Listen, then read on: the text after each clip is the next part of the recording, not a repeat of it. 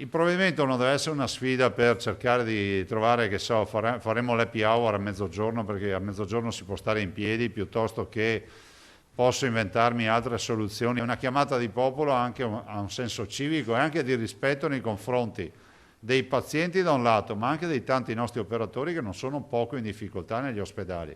L'ennesimo appello ad un senso di responsabilità, quello che il presidente Zaia rivolge ai veneti per il prossimo fine settimana, tornando sull'ordinanza in vigore da domani. Una serie di misure che puntano a rallentare la corsa del contagio. Rispetto ai tamponi troviamo meno della metà dei positivi che scoprivamo a marzo, sottolinea il presidente, che però evidenzia come si siano quasi raggiunti sul fronte ricoveri in area non critica i numeri registrati nella fase più acuta della prima ondata. Nel frattempo si lavora sul fronte dei controlli, a partire dai test rapidi in autosomministrazione. Anche stamattina ho visto e ho provato il fai da te ed è veramente una figata. Se funziona veramente risolviamo un sacco di problemi. Cioè adesso Rigoli lo sta provando in doppio con il molecolare per avere un test, diciamo, per avere un benchmark di controllo. E a proposito di tamponi, in arrivo per i medici di famiglia ulteriori test che vanno ad aggiungersi ai 64.000 già distribuiti dal governo. Ho dato a disposizione che si diano 100.000 tamponi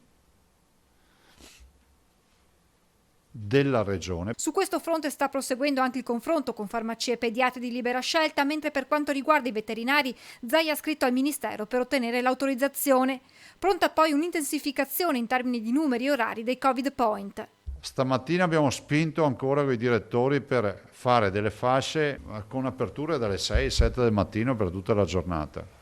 Direttori generali ai quali è stato dato mandato di individuare per ogni provincia un Covid hotel come da indicazione del ministro Boccia per curare i positivi con sintomi lievi.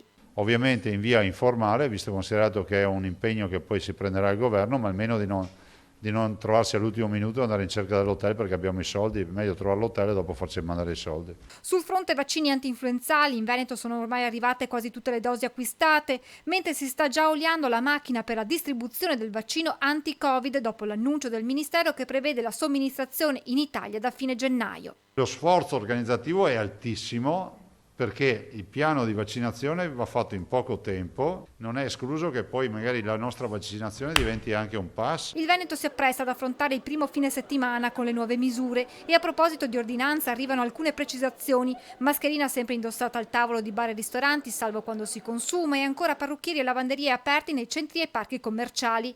Intanto per ulteriori chiarimenti è possibile scrivere una mail a sala.operativa@regione.veneto.it o chiamare il numero verde 800 99 0009.